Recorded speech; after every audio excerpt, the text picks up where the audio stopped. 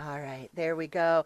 Hi, everybody. Welcome. This is the third in our Blind Birder Bird-a-Thon community conversation series, and we are so glad to have you here. This community conversation series is leading us right up to our second annual global this year Blind Birder Bird-a-Thon that will be happening May 3rd and 4th, 2026.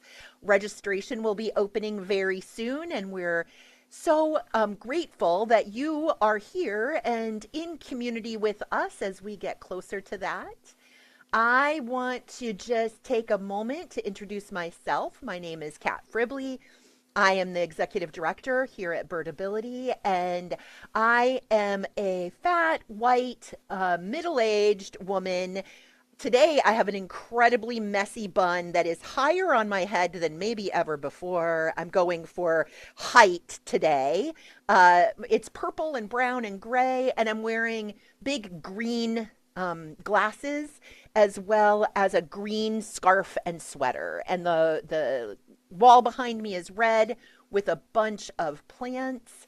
I am so grateful for the ongoing partnership and work with Donna Passant, with Martha Steele, and with Jerry Barrier, and now with Steve Garrett, John Nishikawa, Bill Elliott, and more joining us from Canada as we work on planning the 2026 Blind Birder Bird-a-thon.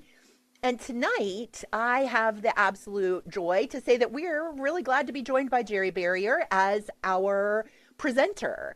Jerry is a longtime blind birder, a generous member of the birdability community, and someone who brings deep curiosity and patience and joy to the practice of listening. I got to tell you, Jerry, as I understand it, has spent literal years exploring how sound recording tools and apps can expand access to birds and to place, especially for blind and low vision birders. And tonight, Jerry's going to share very practical ways to capture birdsong and soundscapes using pretty accessible tools, I think. We're really grateful, Jerry, for your willingness to be here to share your knowledge and your lived experience with us, and for all that you do for birdability and for this community. And with that, I'm going to turn it over to you, sir. Well, thank you, Kat, and welcome to everyone. I'm glad you're all here, and I hope that I don't bore any of you too much, but I am going to talk a lot about recording equipment and microphones and windscreens and things like that. And but we'll pause from time to take any questions or comments. And if you do have a suggestion, something that I didn't cover that you wish I would, or something you wish I'd stop talking about, you, you can let us know. So I think the first thing that came to my mind when I started thinking about recording birds is what are the reasons that we might want to record birds? And I know with me, it started because I wanted to be able to remember the sounds I heard long enough that I could get somewhere to a record that had actual professional recordings on it, or some other way that I could get to confirm what it was that I thought I heard. And I remember my first recording device, once I got interested in birding, and this was back in the early 70s, was a handheld, very heavy, fairly large cassette recorder that had this big microphone sticking out of the top of it. And I was in college at the time on a relatively rural campus in Western Pennsylvania at the Indiana University of Pennsylvania. And I would go outside with my recorder and walk around with my cane in one hand, trying to balance the recorder on my shoulder with the other. And I would record sounds and then go back and listen to them over and over again, and let other people listen to them and so on. So those were some pretty rudimentary kinds of equipment back then, but it was better than nothing by a long shot. So I started learning recording sounds to try to remember what they were. And then I discovered that I just really enjoyed listening to them. And I also wanted to share them with other people. I actually wanted to share them with everybody, whether they wanted to hear them or not. but I got over that after a while. And so those were just a couple of the reasons. I also, back in the mid 90s, not long after the internet became readily available to people, I set up my own website, which I called Bird Blind. Um, and it's still on. It's been completely renovated and vastly improved, if I may say so myself. I originally did it in HTML from scratch using a regular internet provider service, and now I have it in WordPress, which I really like now that I've learned how to use it pretty well. So I have that. That's a place where I've put a lot of my bird sounds. I don't think there are any on there from 1995, but I certainly do have some old ones, and you can tell some of them by the poor quality of the recordings. I will say this, recording and making good recordings today is easier than it's ever been before, thanks to something called 32-bit float recording, which I won't geek out too much on because I don't really understand it all that well myself. But basically, it is it's a set of parameters that allows you to record very low and soft sounds along with very loud sounds without distorting or doing what's called clipping. And there are some relatively inexpensive recorders that I'll talk more about in a few minutes that permit this 32-point float. That means you don't have to set the volume of your microphone output, it's actually called the input gain. You don't have to set that anymore, and you really don't have to worry much. If you record a sound and it's something you can barely hear with the naked ear, you record it. If you have the right editing equipment, you can bring the volume of that sound without bringing the noise level up. So it's a beautiful thing. What can you use to record? Well, for anybody who doesn't know it, the iPhone has very good microphones in it, and you can record birds on the iPhone. It's recommended that if you're going to send your recordings into someplace like Cornell University for possible inclusion on some of their recordings, they ask you to do it in monaural, not stereo recording. And most microphones, actually, all the iPhone microphones, I think, are monaural. Even though the speakers are stereo, you can listen to things that are stereo on it. And if you don't know this, if you're listening to music, if you want to really hear the stereo separation, you put the phone in landscape mode so that it's wider across than it is up and down. And that brings out the stereo separation very well. Sorry, before you move on, this is Kat. And Uh-huh. I'm a newbie at this, and I'm guessing lots of other people might be too. And you did say to interrupt you, so I'm interrupting Sure. you Yeah. to say it might be useful to explain what monaural versus stereo is, Oh, which I'm guessing you can. yes, and I'll include binaural in that too because that's another type of recording. So monaural means that everything's recorded on one channel and you don't hear one thing in the left speaker and something else in the right speaker. Stereo means that you do have separation. You can get some awareness of where the sounds are coming from. And then there's binaural recording, which is done recording in stereo with microphones that are either in or very close to your ears so that they pick up basically the way your ears would hear it. Or they sometimes will make a device called a head that you attach the microphones to, and that device simulates or emulates the human head. So that's Ah, binaural recording. thank you. That's really helpful as an explanation for even what you were talking about in terms of the iPhone and its different capabilities. All right. And the iPhone there are a few recorders you can use, recorder apps. One is called Voice Memos, and that actually makes quite good recordings. It is a native app I don't recall whether it's actually on the phone when you get it, but it's one that can be easily downloaded. It's free, and you can make recordings that are quite good with that. There also are a variety of recorders that have come down drastically in price over the years. The company that I would like to talk about quite a bit is called Zoom Corporation. No relation to the Zoom that we're on right now. That's a different company.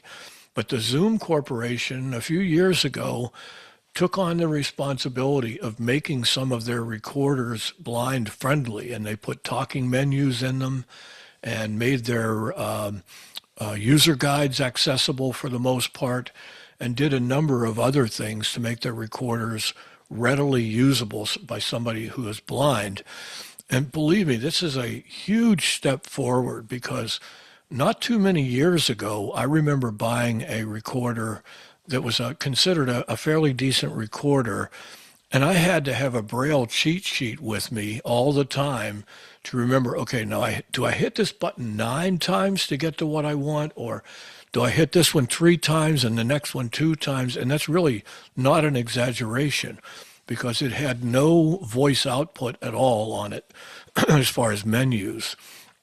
So we've come a long way. Now these recorders that I'm talking about from Zoom Corporation, they're all in a series called the E series, standing for, what does E stand for? Well, anyway, they all have talking menus. They're easy to learn to use. The buttons are tactile, and they work very well. And they all have stereo microphones on them, but you can also plug in external microphones. And I'll talk more about microphones too as we go along. I asked a professional nature recordist once, how do you guys make these recordings so that you don't hear a lot of noise? Because when I record things, I hear people talking, I hear traffic sounds, and it seems like no matter where I go, I hear human-made sounds or even environmental sounds that you don't hear in these professional recordings. And it surprised me a little bit when they told me the main thing that they do is get as close to the bird as possible and as far away from other people as possible. That is a challenge for those of us who can't see where we're going, unfortunately. I rarely get a chance to go anywhere where I'm far enough out in the woods that I'm not hearing sounds that are made by people. But that's the biggest thing that you can do to get a good recording is to get very close to the birds. And they have all kinds of techniques where they hang microphones up in trees and raise them up on booms and that sort of thing to get them fairly close to where the birds are. But you don't have to be a professional recorder to make decent recordings. I've had some good luck with some of the ones I've made and really have come out quite well. So the most obvious thing, as I said, is to get to where the birds are and get close to them. I want to talk a little bit about listening to birds now. Let's say that I want to be able to listen so that I can learn the bird sounds, and maybe I even want to listen from or record from the comfort of my home. There are ways to do it. One is to buy one of these new Wi-Fi enabled bird feeders that you can actually listen either over your iPhone or over any computer or device that has Wi-Fi in it. You can listen, and the sound quality of those is not always great. There is one, though, that I can really recommend because I got it, and it's a bit tricky to set up, but once you get it set up, it really works well, and it also, you can either use your iPhone to listen to it, or you can go on a website and tune into your own backyard from anywhere where there's Wi-Fi, and it will also name the birds that it thinks it heard. I say that it thinks it heard because it does make mistakes. There was a while where every day at some point it would tell me that there is a great blue heron in my yard. I don't live anywhere near water. I've never heard anything like a great blue heron here. So I kept wondering, what is it that bird identifier is hearing? And I happened to be outside one day, and I had my iPhone opened up, so I was listening to the sounds, and I heard a dog bark, and it had this funny bark that sounded like whoop, whoop. And as soon as it did it, the Terra, which is what it's called, said, great blue heron. So that solved that mystery for me. But I would say 90% of the time, it gives a good, accurate explanation of what it is that it's hearing. There is some installation that you have to go through with that. You have to have power outside, which is a problem for a lot of people. And there are a couple of other considerations to get the Wi-Fi up and running and so on. But I do recommend it. And before I go any further, I want to tell you that I mention a lot of things here that you can find on my website, and I'm going to shamelessly plug it. It is birdblind.org, and I have a page on there called Birding and Nature Resources. You can go on that page and find links to just about everything I'm talking about, whether it's soundscape recordings or this Terra, T-E-R-R-A, as it's spelled, that I was talking about, and a lot of other things. I have links to those things on the website. There's also a page that's just called Birds, and that's where I've recorded a lot of birds myself, and I indicate if these are birds that were recorded by somebody else. I have another page for any of you who are budding recordists that is called Recordings from Friends. And I have blind friends in the UK and France, a couple other countries in Europe. I think I had a couple from Sweden, and they will send me recordings, and I put them on my website. So that's something that I enjoy doing. Other ways of listening and learning the birds, of course, would be to buy a set of CDs or some other downloadable set of bird sounds that are identified that you can listen to. And there also are some podcasts available. And yes, I have a page on my Bird Blind website that lists podcasts, which you can find using any of the typical podcatchers like Apple or Spotify and some of the other ones. If you're listening to birds while watching a movie on TV, you may find that once in a while you hear a sound and somebody is showing a picture of a bald eagle or a video of a bald eagle. You'll find sometimes that the sound doesn't match the video, because the bald eagle doesn't have a particularly fierce sound. At least I don't think it does. So a lot of times people in movie productions will use a red-tailed hawk because it does sound fierce, and it sounds like what people think an eagle should sound like. So just be aware to take any recording like that you hear with a grain of salt. I'm going to pause for a second. Kat, any comments or thoughts, or shall we open it up for a couple of questions? Yeah, anybody who has questions, please let us know either in the chat or let us know that you have a verbal question. Also, Jerry, I had already shamelessly plugged your website. It was in the chat. And I actually just also put you and Gary's podcast. I was just doing that when you took a break into the chat in case anybody is interested.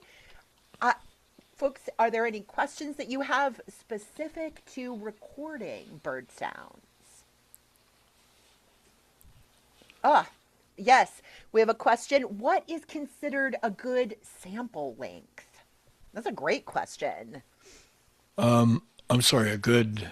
Sample length. So if you're recording a bird and you're doing it particularly for identification or maybe for the Macaulay lab recording, do you have a sense, Jerry, for those things or in general, how long of a recording do you usually make? Okay.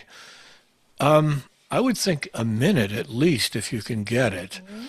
Although I certainly have recordings on my website that are a lot shorter than that. But yeah, and the clearer you can get it, the better. But they also have ways of what's the word I want to use, of blocking out a lot of the noise that might come with recordings.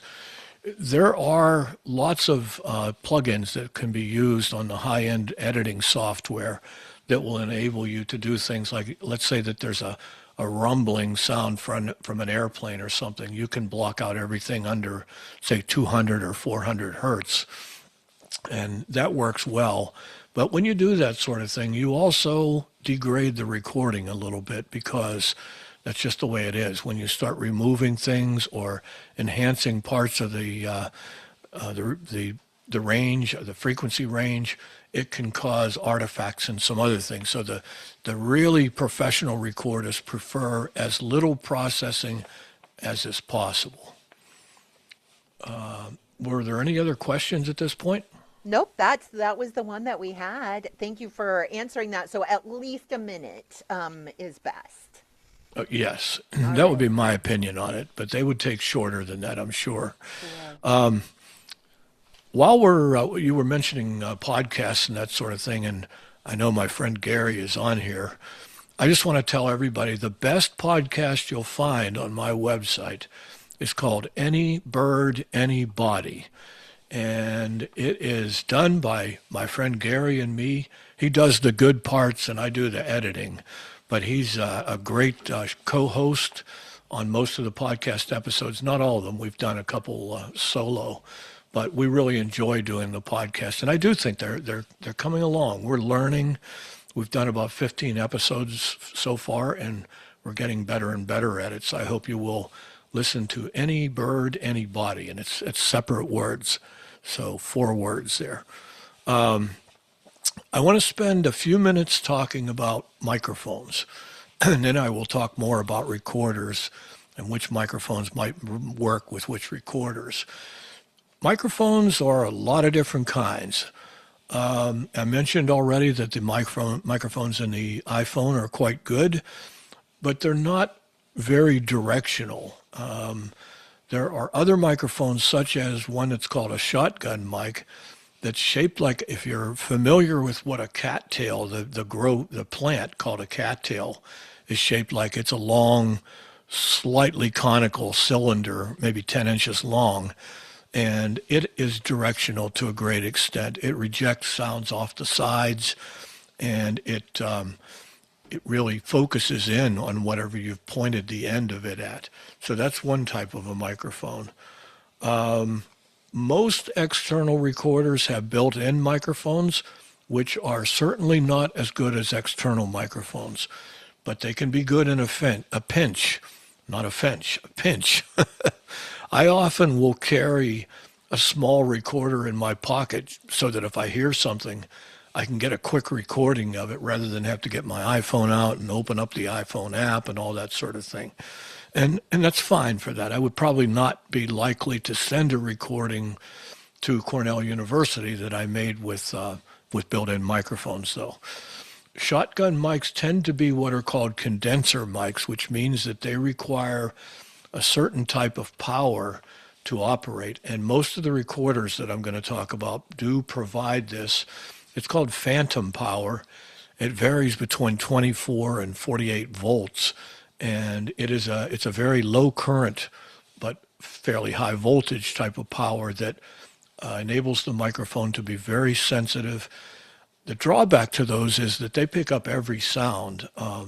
If you have your hand on the microphone and you move a finger a little bit, it's gonna sound in the recording.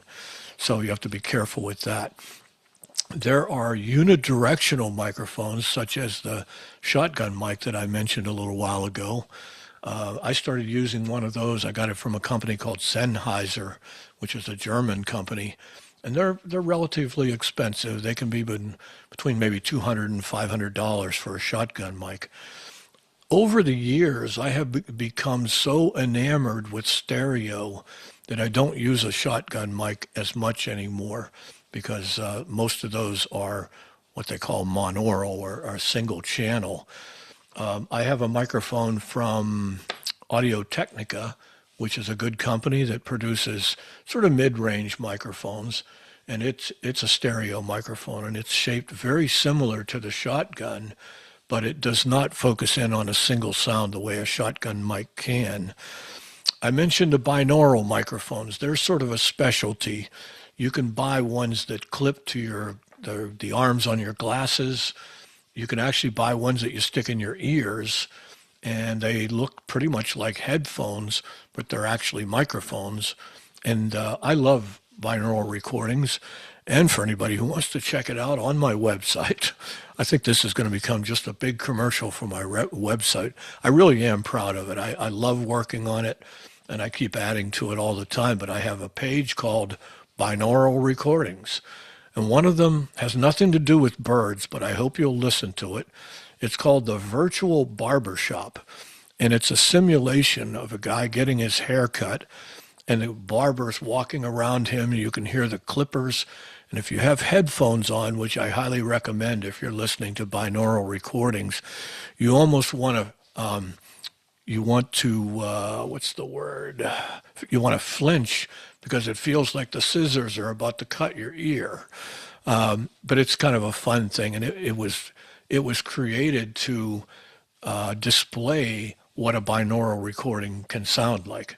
And I've made some recordings of various things that are binaural, and I like listening to them. Some mics are primarily to be mounted on a stand or a tripod, and other ones, as I said, are body worn. That would be like the binaural microphones. And another completely different type of a mic, which I'm not going to go into detail on. I've never owned one, but there is something called a contact microphone that records from vibrations in the on the object that they are attached to.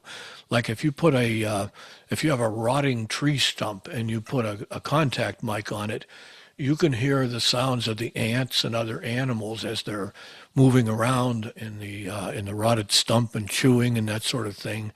And they even have mics that you can put down into a pond and record the sounds that are going on down there. And there are quite a bit of noise down there sometimes. I've never had the opportunity to get one of those, but it is a type of microphone that's available. I want to talk about parabolas for a minute. Parabolic microphones look like a big bowl. They're usually made out of plastic or metal. And in the center of that bowl, there is what's called an omnidirectional microphone, which means a mic that records in all directions. And that mic is facing in toward the center of the bowl, not out toward like what you would think of. Like if you're holding the parabola so that the open part of it is facing away from you, the end of the microphone is actually facing towards you inside the parabola. And what it does is the same thing that a telephoto lens on a camera does. It takes the sound that it picks up and focuses in extremely minutely on it. You can focus in on a robin up in a tree if you can find it, and it will pretty much eliminate most of the background sound from around it, and you can really get a great recording of that bird. A lot of the expert birders use parabolic microphones. I talked to Lang Elliott once, who is a great, well-known, one of the foremost nature recordists in the world, in my opinion. And I asked him, I said, I'm really fascinated by this idea of being able to focus in on a bird and hear it so clearly. I think I'm going to get one. And he sort of paused for a minute, and he said, I'm not really sure that that's an ideal microphone for a blind person. And of course, I asked him why, and he gave me some really good reasons. That did not deter me in any way from getting one. And I had one, and I used it for several years. And I did like it, but I also had to agree with everything Lang said. In order to focus it, it's ideal if you can see the object that you're trying to focus it on. You can get it focused without being able to see it, but it can take some time and effort. Also, it's big. The one that I have was 22 inches in diameter, so it's almost 2 feet across.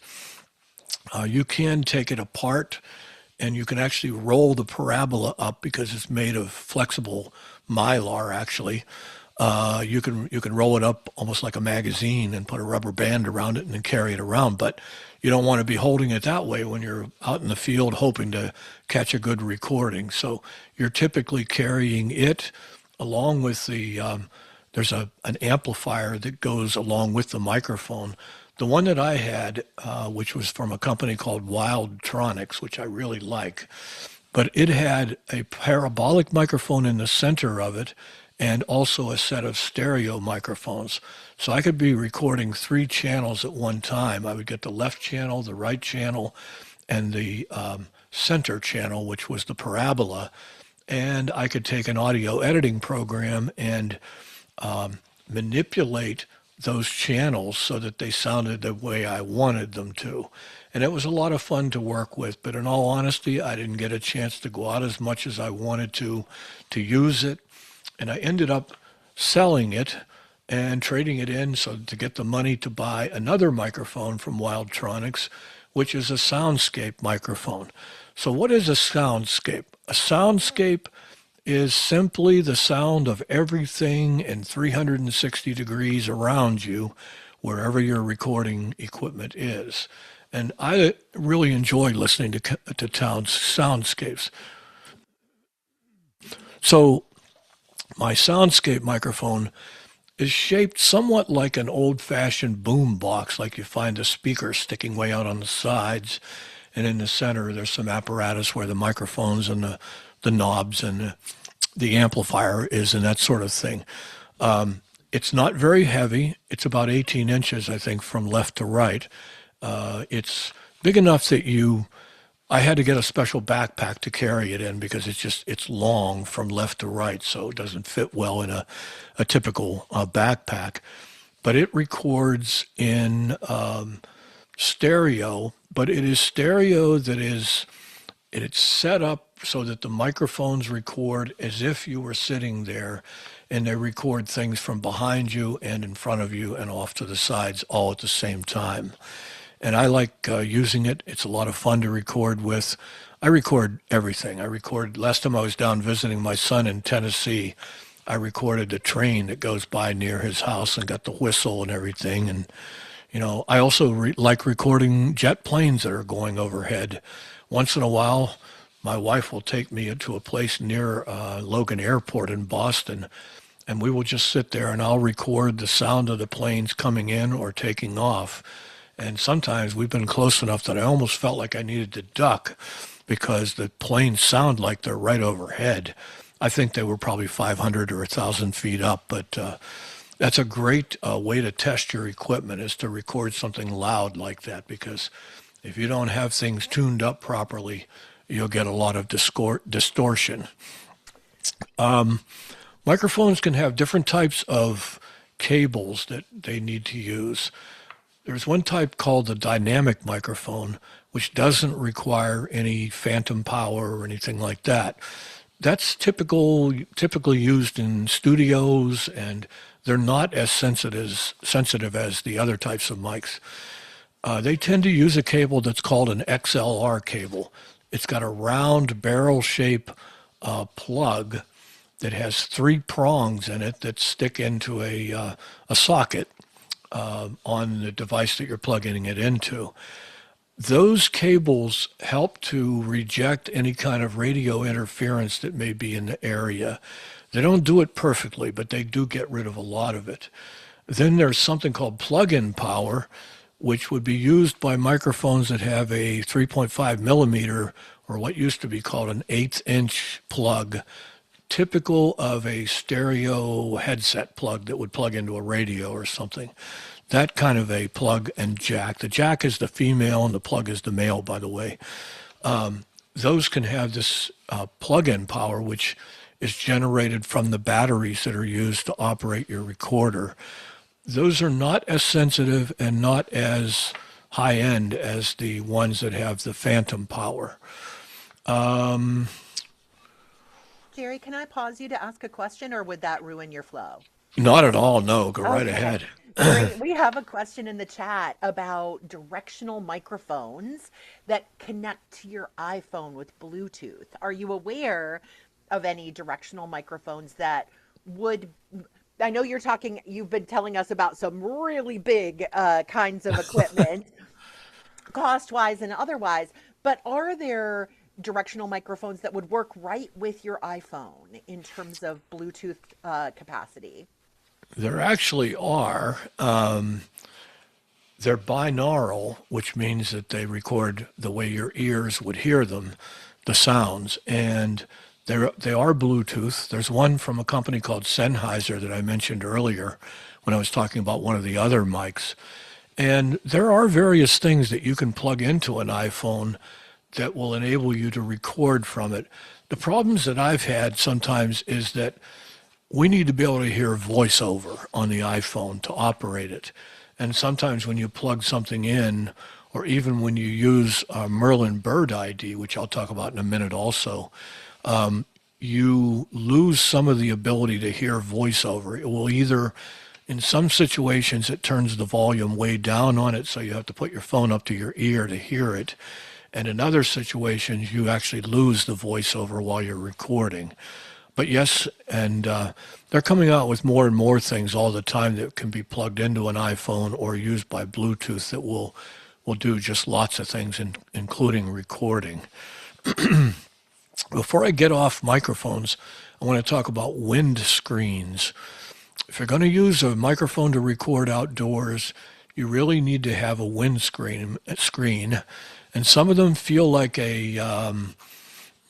just like a round shell that's made out of foam rubber or styrofoam. No, probably not styrofoam, but foam rubber that covers the microphone. Some of them actually have fur on them too. They call them furry windscreens. And there are others that are even more sophisticated that can protect against really high wind. But in most situations, you can buy a windscreen for $30 or $40 or even less and use that pretty effectively. Another thing that microphones have that can be purchased with them is called a shock mount. It has nothing to do with an electrical shock. It has to do with deadening the sounds that are made by your hand moving on the microphone shaft. And you can buy shock mounts so that your hand is holding maybe a pistol grip, as they call it, that is connected to where the shaft of your microphone is, and no sound at all gets transmitted from your hand to the microphone that way. Any other questions, Kat, while we're at a good pausing point? Not so far, but friends, feel free to put in the chat or raise your hand and let us know that you have a question to ask verbally. Oh, here we go, another one. What one or two items would you suggest a beginning person purchase to start recording? A beginning birder. Okay, that's a great question, and I'm happy to try and answer that.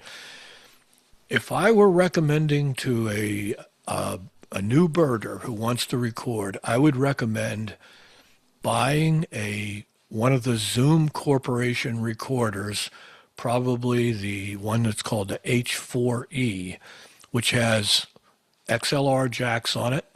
It has phantom power. It has talking menus, and it also has built-in microphones if you choose to use those. So I would buy that recorder. I would buy a microphone, probably a shotgun mic, or if you want a stereo mic and a windscreen. So that would be three things that I would recommend for the starter kit. And believe me, if you're anything like me, once you buy one of those things, you're going to want lots of other things, because it seems like there's no end to things that can enhance our ability to get out there and record. So, but you have to start somewhere, and that's exactly where I think I would start. Perfect. And I just put the link for those, as well as the Sennheiser and your binaural recordings that you host on your website, all in the chat, just so you know, too, Jerry. Very good. There's also the issue of rain protection. Most microphones are not protected from rain. There are things you can use. I've never actually gotten any of them. There's something called a Zeppelin that protects against wind and also rain. But I don't really know much about that, so I won't talk too much about it. But rain protection is an issue to be concerned about. There also are recorders that there are specialized ones that don't have a protruding microphone, and they are relatively waterproof. And you can put them outside, and they have very long times of recording on them. But nowadays, thanks to very high quality and high capacity SD cards, secure digital cards that we all use in our braille devices and recorders and other things. You can, I know one of my Zoom recorders, every time I turn it on, it says hours left 99.5. So I could, if I wanted to, set it up and record for 100 hours without it stopping. Then I'd have to listen back to all that. So I don't have any desire to record one that long. Which brings up yet another thing, which is the quality of recordings. You can record in MP3, which is the most commonly used recordings for if you're putting them on a website or if you're going to send them in to some organizations that accept bird sounds. But MP3 is a reduced quality recording that we don't typically notice with our ears, but it is drastically it has a much lower resolution than some of the other options. The best way to record, if you want to send something to Cornell University through eBird or some other website that they have, they want you to use a bit rate of, let's see, I think they said 32-bit, which is the one I talked about before. And there's also a bit depth of 48 kilohertz. And I'm no expert on this stuff, so I may be getting some of these statements wrong, and I'll accept any constructive criticism you have for me after the fact. But there are things that you have to consider like that, but you don't have to know a lot about all this stuff. If you're recording with .wav or MP3, you're likely to get a decent recording. I think I only have a few more things to talk about, so let's see if we can get a few more questions in. Absolutely. Are there questions that folks have? I actually have one. I encourage folks to please put your questions into the chat or raise your hand and let us know that you'd like to ask one verbally. And while we're doing that, Jerry, I'm wondering if you could share actually, we have Lynn with a hand raised. We'll go ahead and go to Lynn first. Okay. Thank you. This is a great topic. I'm really learning a lot. I wondered if you could talk a little bit about, you mentioned earlier that something about if you wanted to make a monaural recording, you could do something about you putting your phone in landscape. If you were doing it from the phone, which apps does that include? And can you talk a little bit about that? And the second question I had was for Kat. Mm. Um, is there any possibility that when this is over, I don't know how to use the chat very well. Could you Yeah. send the links in email? Absolutely. I'm happy Thank to you. send these links in email along with the recording of this for anybody who wants to go back and Thank you. hear some of it again. Yeah. Thanks, Jerry. Thanks, Kat. Okay, so the question about landscape was for listening to audio files on the iPhone. It does not work with recordings. Oh, okay. If I'm going to record something, I typically hold the mic so that the bottom of the mic, where the mic is, where you would talk into, is facing away from me, and that seems to give me the best recordings. There are more than one microphones in an iPhone, but I think the main one for recording is the one at the bottom of where the mouthpiece is. But that landscape is only for listening to stereo files, not for recording. Okay. Thank you, Jerry. Appreciate it. You're welcome. And Jerry, we have another question in the chat. The person says, apologies, Nancy says, if I did not hear the whole explanation, but how do you employ the windscreen? It just fits over the microphone and covers the entire surface of the microphone. And it basically is a fairly thick, either furry screen or something using foam rubber so that it allows the sounds to come through, but it stops the blowing wind from affecting it. I think I know what you're talking about now. Right now on social media, there all of a sudden was the proliferation of influencers who have these tiny little furry microphones that they hold in front of their faces. So now I'm suddenly understanding that is probably a windscreen. Yes, the ones that they hold right in front of them are for to eliminate plosive sounds. They're commonly called P pops, where when you anytime you include the letter P in a word that you say, you get this really loud kind of a booming sound. So they're used for that, but they are also used as regular windscreens. Fabulous. Thank you so much. My question is related actually the whether you have any thoughts about some of the new tools that do the recording of birds for you in your yard, and maybe also identify them. I'm thinking about things like Bird Weather Puck or Haiku Box or some of those kinds of things. And I'm curious, Jerry, if any of those are tools that you have used or have thoughts about. And then we have a couple more folks with hands raised. So, Okay, I the only one that I've actually used myself is this one called Terra, which is not a bird feeder. It's just simply a big microphone. It's shaped more like a speaker than a microphone that connects via Wi-Fi, and that gives very good sound quality. It's in stereo, so I can listen to it from my computer down here in my basement, and it sounds absolutely great. Unfortunately, I live in an urban area, so I get a lot of noise. sure. But I know Gary has worked with a type of Wi-Fi enabled bird feeder called BirdFi. Yes. My impression is that most of those are better with the visual parts than they are with the sound. You can hear the sounds, but they don't put a lot of effort or cost into actually making the sound really good. But and Gary, you're welcome to speak up on that if you have any comments on that, or anybody else for that matter.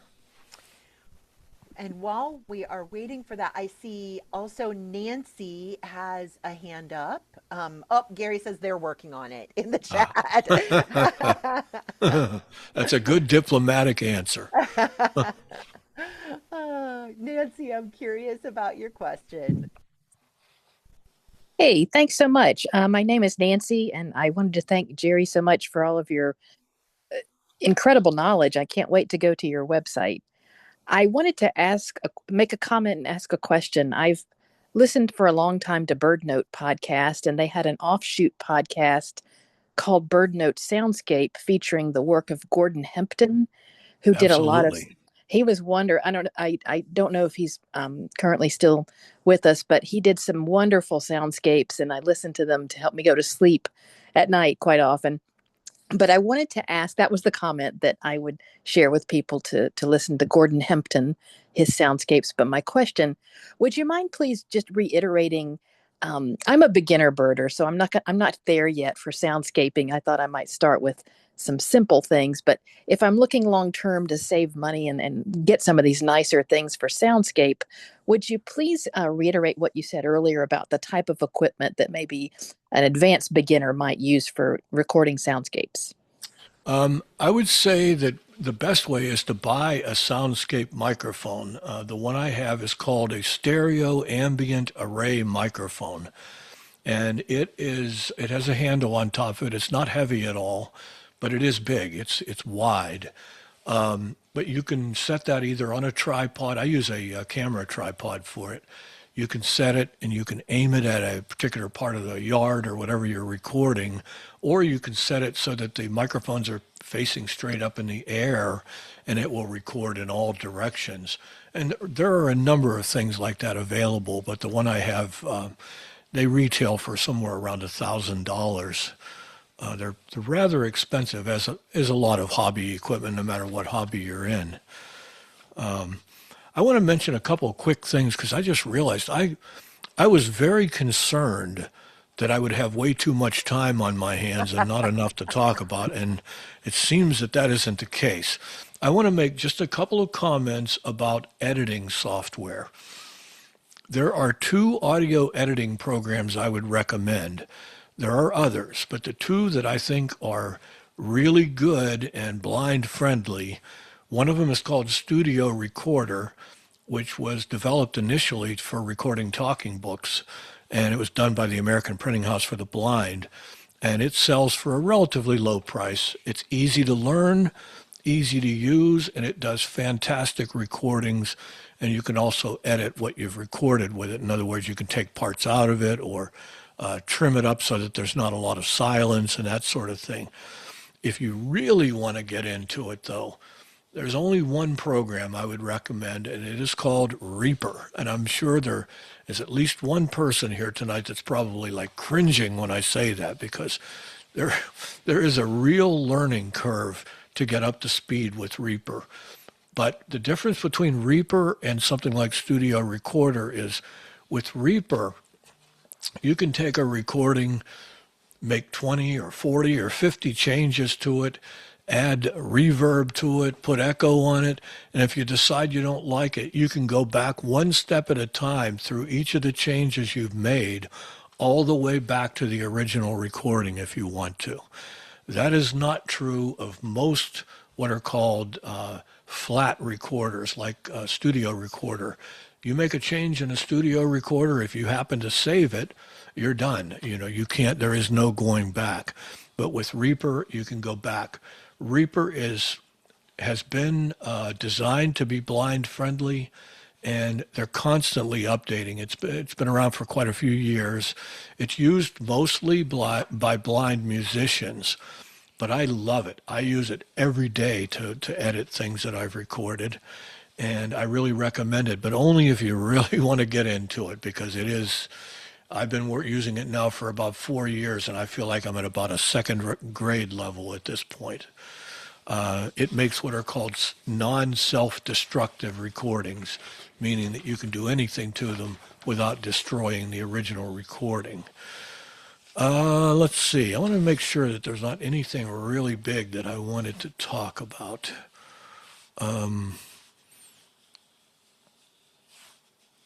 Well, while I'm checking, any additional questions at this point? I don't see anything else in the chat. Feel free, though, friends, to raise your hand or come off mute and let us know that you have a question.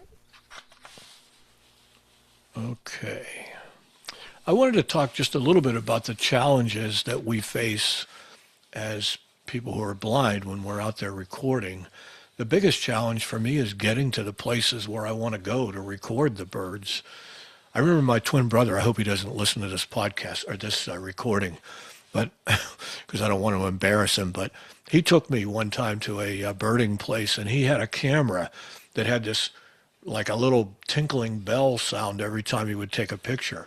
And every time I'd start recording something, he would take pictures to go along with it, and all those sounds got into the recording. So it's hard to get to a place where I can record in sheer silence without having somebody else moving around or making other sounds that's with me.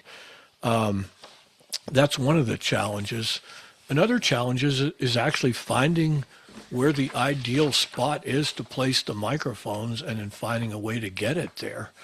And again, the highest end recorders, the ones that the professionals use, are still almost 100% inaccessible to us.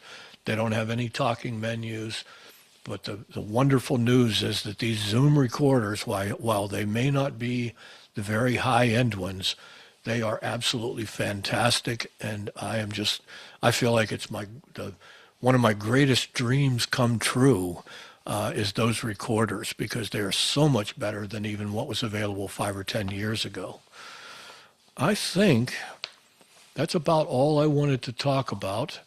It sounds like we have another question. We do. Please go ahead. Right now it just says iPhone, so I'm not sure who, but please go ahead and unmute and ask your question. Hi, my name is Laura, and I am wondering about Merlin. I am a new birder. I'm using Merlin a lot at getting recordings, and of course, there's times where I'm getting like 11 different birds at a time. I'm wondering what I can do about that. Is there something that is adaptable to Merlin and the iPhone? And also, is there a windscreen that can be used just with an iPhone? And I'm going to go ahead and take it off of mute. Okay, thank you, Laura. I'm not aware of a windscreen for the iPhone, although if there isn't one, somebody's probably going to come up with one because people are using their phones more and more for recording, taking videos that they also record the audio with. But I'm not aware of anything like that. And Merlin, one of the beauties of recording with Merlin is that you don't have to set any parameters. There's none of this setting bit depth and all that kind of stuff. Merlin, by default, records in .wav, which is a very large, very it takes up a lot of space, but it records at a high end. Not thinking of the word I want to say. It records very clearly and very accurately. So it's easy to use, but no, there is not a way that I'm aware of to make changes to how the recording is going to come out. The best thing to do is try to find a time when you can get near that one bird and get it so that it's sounding louder than all the other birds. Not an Any, easy feat, as you yes, know. I know. Yeah. Oh, and speaking of Merlin, I will be coming out real soon with a guide. I'm calling it tips for using Merlin with voiceover. So it's actually being looked at by one of my colleagues and going to be edited a little bit. And as soon as it's available, I will add it to my website. And I'll also make sure that people who were involved in this meeting will have access to a copy of it. Yes. And Jerry, there is another question in the chat. John is wondering, can I use an external microphone with Merlin? You can, and you can even use an external microphone with the iPhone. But when you do, as I said before, it's going to cut down on your ability to use voiceover to hear what Merlin's doing. But there are adapters you can buy that have what's called a 3.5 millimeter jack on one end and the USB-C jack on the other end that the iPhone requires. So yes, you can use a variety of microphones. You can. One of my favorite places to go for equipment is Sweetwater. They sell musical equipment, but they also sell all kinds of microphones and anything at all that's available like that. That's just one example of a place you could go and get it. Thank you so much for that. Any other questions as we wrap up our time today with Jerry? Jerry, I love that you were worried about filling the time. And in fact, here we are running out of time when I know you probably have more things that you could share with us quite easily. Other questions that folks have as we wrap up? Well, if there are none, I just want to thank you all for listening. And I feel like it went pretty well, but I know that I covered a lot of territory in a short period of time. So I hope you all got something out of it, and thank you for attending. Thank you so much, Jerry. Some of the comments that are coming up are folks saying thank you. And someone said this was a fantastic talk for sighted birders, too. We're so grateful to learn with and from you tonight, Jerry, about recording. Uh, Thank you for sharing yourself. Thank you to everybody who was here and was able to learn about recording bird sounds. I want to remind folks that our next community conversation will be happening February 3rd. It's not quite a month that we have to wait this time. February 3rd, we'll have John Kreischer, who will be joining us and who will be able to talk with us about bird behavior, which I know we are all interested in learning more about, and will hopefully build on all of the tools that Jerry and others have been giving us to make the Blind Birder Bird-a-Thon a huge success. So thank you again, Jerry, for being here. I really appreciate you. And thank you, Kat, for helping me out. I really appreciate you. You do so much for us. It's unbelievable. Well, it's a So, joy. It's a joy and, to get to be in community. and I wish everybody a good night. And again, thanks for attending. Thank you, Jerry. Thank you. Welcome. Take care, everyone. And we look forward to having you at the next one. Thank you.